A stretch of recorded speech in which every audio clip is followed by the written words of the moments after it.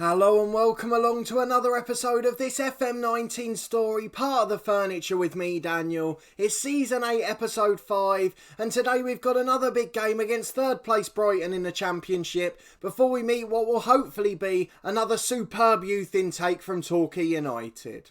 But first, as you can see, we're doing okay in the Championship still. It's so tight at the top there. The gap between second and the bottom half has just crept up in the last few games. But even now, there's just 13 points between second place Sheffield United and 16th place Hull. So potentially in 5 games' time, we could be well down in the bottom half. But at the moment, we're up there chasing the playoffs. And the only reason we're not in them now is because we've had a poor couple of results the last 2 times out. But let's go and have a look at those recent games.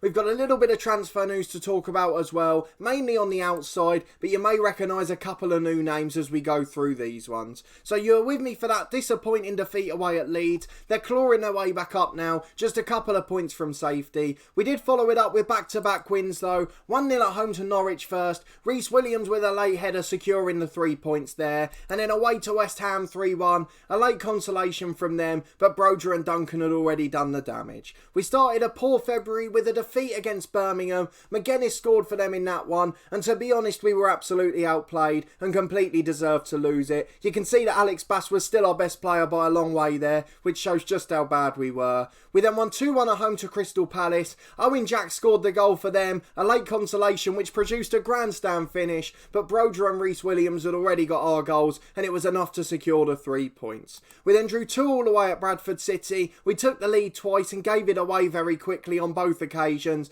Mapley and Duncan on that occasion. And then at home to QPR last time out, McGeever scored a fantastic free kick from 35 yards, but it wasn't enough, just a consolation in the end. You can see a couple of new names there. Miles York started the last few, and then we had a centre-half playing one of them as well. So let's go and meet them and show you a couple that have left as well. If we go to our transfer history, we'll start with the outs. John Zuniga's gone out on loan. That's back to Colombia just to get half a season of football. He was struggling to settle, but now he's playing regularly. You can see his attributes are already starting to rise. So we're delighted with that, and hopefully come the end of the season, he'll be a much more competent footballer. The other one that went is the big money sale. We have to have one every window, but this time luckily it's just a backup player. You've noticed over the last 2 or 3 years, once we've got to League One and had a bit of control, is what we've generally tried to do. We've sold the first team players in the summer and rebuilt, and then just sold a backup one. So we had John Richards and Stephen McComb a couple of years ago,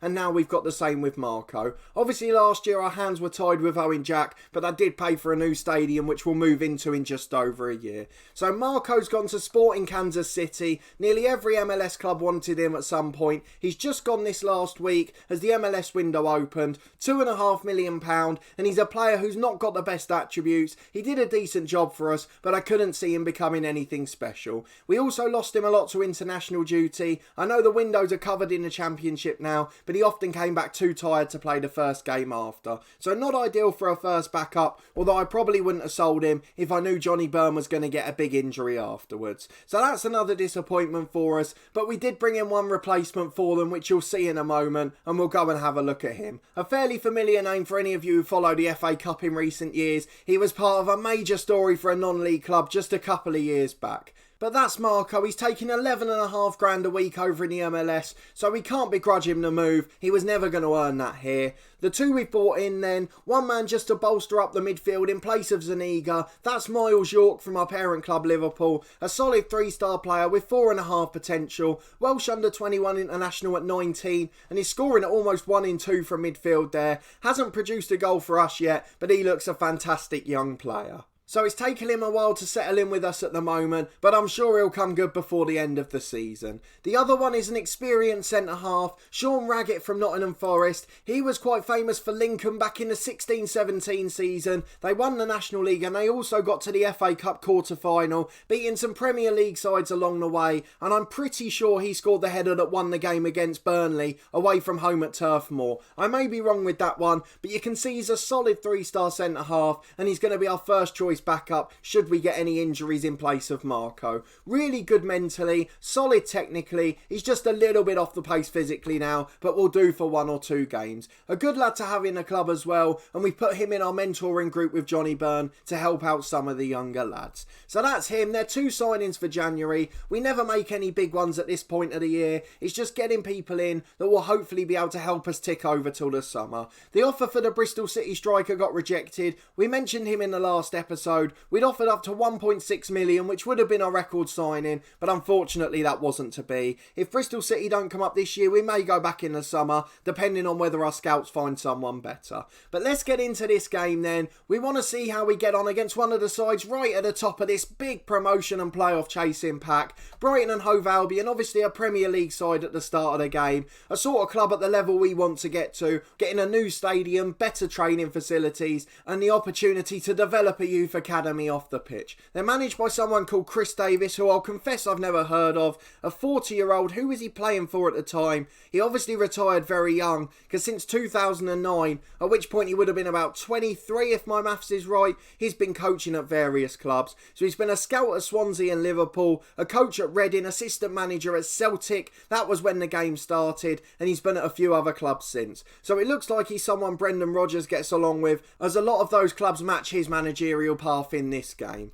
But let's have a look at our lineup for today. Brighton are favourites as you'd expect. They're above us in the league. We've still got Nico Williams out injured, and for today we've got a pulled hamstring for Bobby Duncan up front, so we've got to play McGeever in his place. He's still unhappy he didn't get his January move. We got some massive offers towards the end of the month, around 2 million for McGeever. Richard Quirk, we got offers up to 6 or 7 million, and I'm going to show you the clubs who want him. That's how good this kid's going to be. He came in our youth intake last year. After years and years of disappointment, this guy came through, and he is going to be an absolute superstar, and I'm pretty sure the England right back in the future. So he's not going anywhere. He's a man who can take us to the top of the Premier League. I'll sell all of the youngsters who develop, who we've bought in, and sell them on for a profit, but I am not letting Richard Quirk go, as he's going to be the first special player to play his whole career here. But back to the lineup, I will finally get through it. We've got Alex Bass in goal. We've gone as strong as we can with the players available. Brown, Baldock and Williams, the 3 centre-halves. Quirk and Lewis, the wing-backs. Quirk getting a good run of games now due to that injury to Williams. Really will help his development in the future.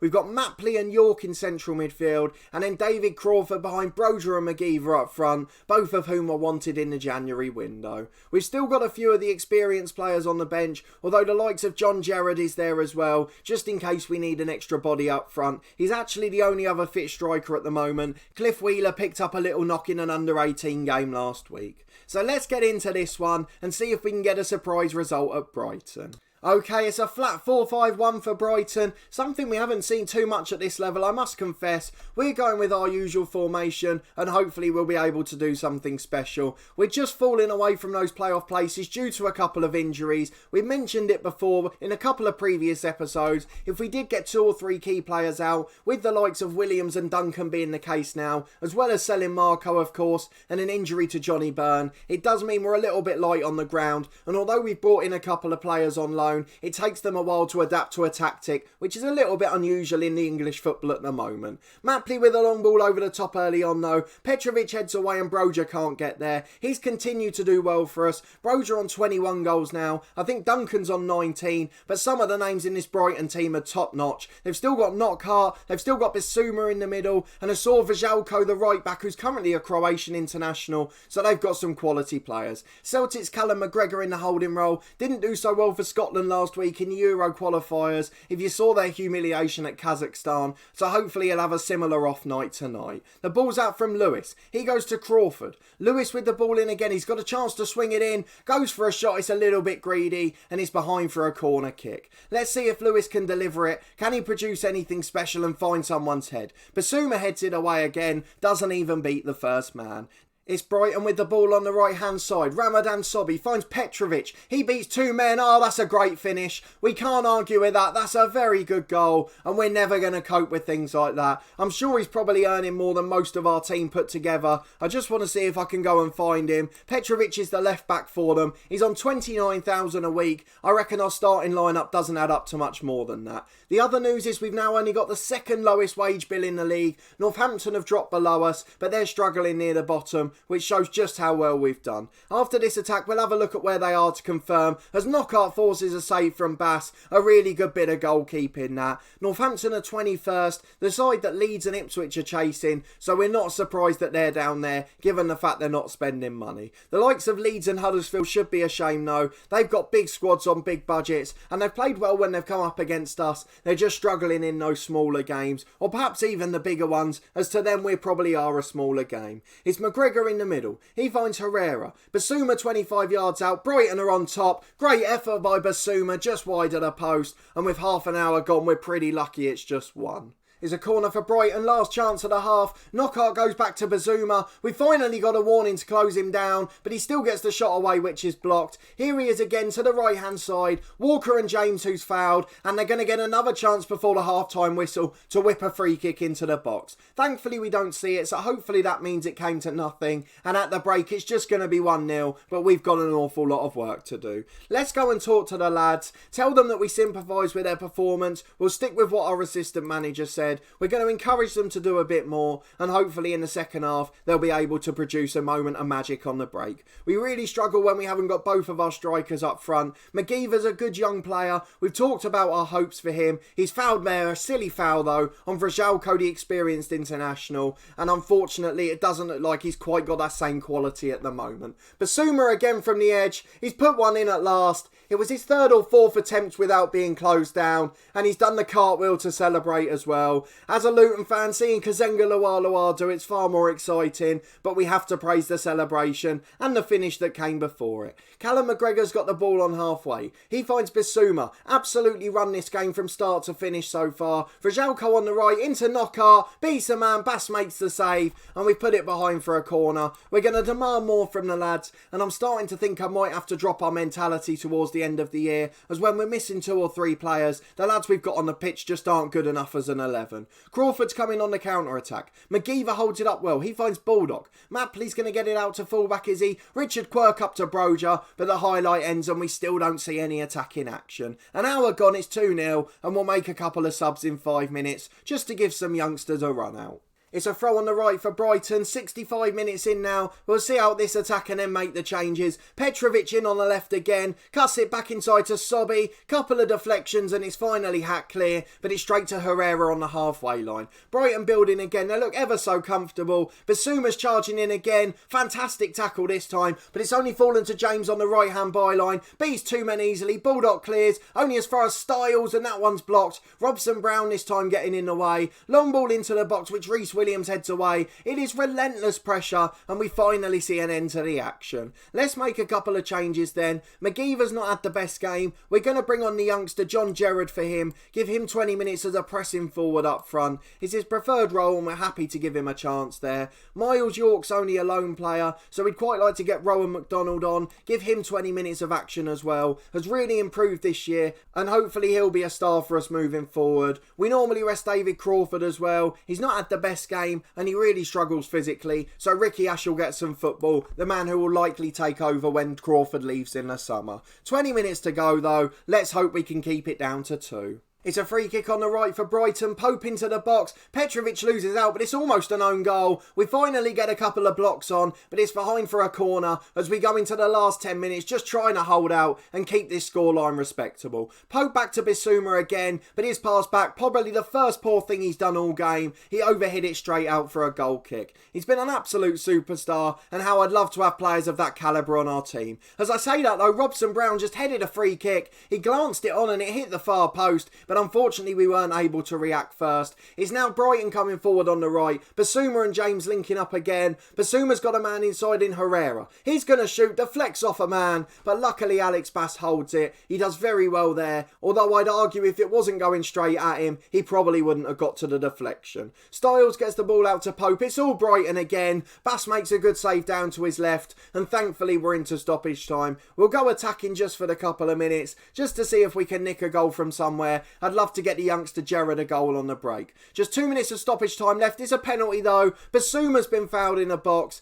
He has been so good all day. What a standout player he's been for them. And now they've got a penalty with Herrera. He puts it into the corner, but it hits the post. It was too far into the corner. Bass was beaten, so was the net, and it hit the far post and bounced out. It's gone for a corner eventually, and Styles crosses, but it's straight into the arms of Bass. We've gone back to positive because we saw what happened when we went attacking. We gave away a penalty and committed too many numbers forward. Adam Lewis finds Reece Williams. I know it's disappointing that we always seem to fall away towards the end of the year, since we've been in the Championship at least, but you've got to understand this is such a step up for the lads. We haven't got one of the best teams in the league. We've just got a really good team spirit and a team that plays to the plan fantastically. Quirk struggling out on the right. You can see from his match rating, he's really not ready for regular first team football yet, but he's going to benefit in the future so much from this 2 months, even though Nico Williams will be in when he's back from injury. There is the full-time whistle. 2-0 and a missed penalty for Brighton, but they're going to be happy with their day's work. We tell the lads they gave it their best, and that's all we can really ask from them.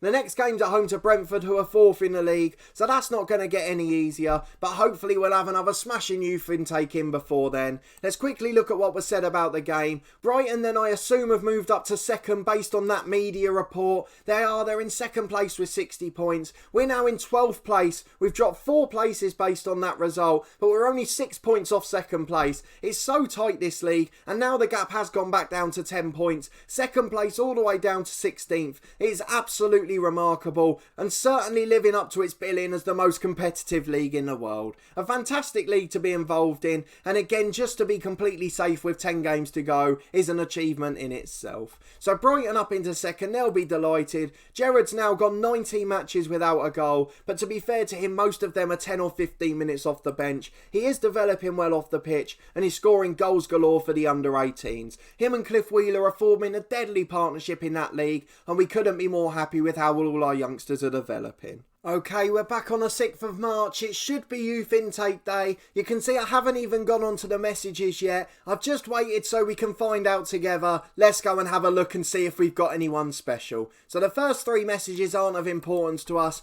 This is the one we're worried about. Cross your fingers, everyone. Let's hope we get another Richard Quirk, just in a slightly different position. Here we go then, let's have a look. The same message, one of the most gifted players to come through in recent years, but we have no idea how good that can be. Joe Edwards is the man we're looking out for. He's a left attacking midfielder, which probably isn't good for our current formation, but if he really is good enough, we'll happily adapt in future. There's loads of players coming in here, so let's go and have a look at the team and see what our star ratings are from our head of youth development. Fingers crossed, everyone. We've come into a contract screen, so that gives us a bit more suspense. Let's have a look. There's some special talents there. We are delighted with those. We've got a good central midfielder and a decent centre half too. So Joe Edwards, the left winger, got a leader personality but unambitious, 2-footed and can play up front, but quite honestly I'm a bit disappointed by him. I know he's 15, so he's got a little bit more time to develop, but he's certainly not going to be pushing the first team in the same way that Quirk and Gerrard were. So let's look at the other two just in case they're better. I guess these ones have got a lower starting ability and they're a little bit younger as well, so I guess it could take them longer to get to that first team level. We've got a player in central midfield as well, similar 1-star ability, 4-star potential. I'm just going to call him Emmanuel. Apologies for anyone if you've got that surname, but I have no idea how to pronounce it. Feel free to let me know in the comments if you do know. He looks a little bit better, a fickle personality, but a little bit closer to first team level at the moment. Got a high natural fitness, which is really important. Fairly determined and a good passer of the ball. We've just got to work on getting some of those other attributes up. He could be a really good versatile player though, and a really good squad member in the future, as he's accomplished in a holding role and at centre half as well. And the last one that looked like a standout, Eustace Bertrand, a centre half, 3.5-star potential this time, but the same current ability. Can't head a ball to save his life. No composure, no concentration. Not the sort of centre half I'm a fan of, but we'll still work with him, try and get him to professional level, and then sell him onto a League 1 or League 2 club. The sort of level I think he's going to reach. So although it's not great news for the first team now, it could be a really good year for the academy, because there are probably 4 or 5 there we can get to professional level and then sell on to another club in the Football League or National League. Even into the lower leagues in Scotland, it's about producing professional footballers now and getting our money back from the academy and selling players. The only other one with 1-star ability and a decent potential is a pressing forward Michael Hill. Again, he's a bit like Gerrard in terms of attributes, just not quite as good in any of the areas. So he's about 2 points less than him across the board, and I'm sure again he'll become a decent pro. We'll end up keeping Gerrard and then selling this guy onto a Football League club. So overall, I'm pretty happy with that intake. Expect to see Emmanuel in and around the first team soon. The rest have got a little bit of development to do, and they all need some work on their personalities off the pitch. I thought we'd resolved that issue in recent years, where we got the likes of Quirk come in with really decent personalities from the start, and ones like Gerrard who are balanced, which we can mould into anything we want. These guys are a little bit worse mentally, but they are a little bit younger, so perhaps we just have to give them some more leeway. But overall, a decent episode. We lost to a side we expected to lose to, and I know it's another difficult away game, but do you really want to see us beating teams 1 or 2-0 at home when we can have games like this where we test ourselves against the sides we want to compete with in the future? Let's look at the schedule for when we'll next be back then. If we continue to be in mid-table, I'm not expecting us to challenge for the playoffs, and as you've seen, we'll probably slide away a bit now, but can't be at any risk of relegation. I think we'll just come back for the one more at the end of the season, just as we mentioned before, to get through this one and next season as quickly as possible before we move into our new stadium and can really attack trying to get promotion. Fingers crossed that'll be the season where everything falls into place and we'll be able to start competing with bigger clubs at this level. But if you did enjoy this episode, please put a thumbs up on the video. Let me know down in the comments what you think of this season so far. For me, it's been a really promising one. To be even in the thought of a playoff place again at this stage of the season is absolutely remarkable, and the fact that we're doing it while playing some of these youngsters due to injuries is perhaps even more special for me. The fact that 2 of them came through our youth intake last year just heightens the reason we've been doing this the whole way along. We managed the club realistically, and yes, it does take a year or 2 longer to get to the Premier League, and then from there it'll probably take another year or 2 longer to get into Europe than it would for other people, but it means we're running the club properly and we're making it sustainable for the future, as well as hopefully when we get to that stage at the top, having 4 or 5 players from our own youth academy that we can be really proud of in the future. So let me know your thoughts down below, and let's start to think about where we should strengthen in the summer. I'm accepting David Crawford will go. Do you think I made the right decision with Marco as well? I didn't really feel I had a choice for a backup player, but I could be proven wrong in the future. Subscribe to the channel for daily FM19 content from my 2 long-term stories, this one with Torquay United and our Journeyman series The Head Coach, where we work under a director of football with no say in transfers or contracts. But a massive thanks for watching and your continued support with the series, and we'll see you next time for the final game of the Championship season.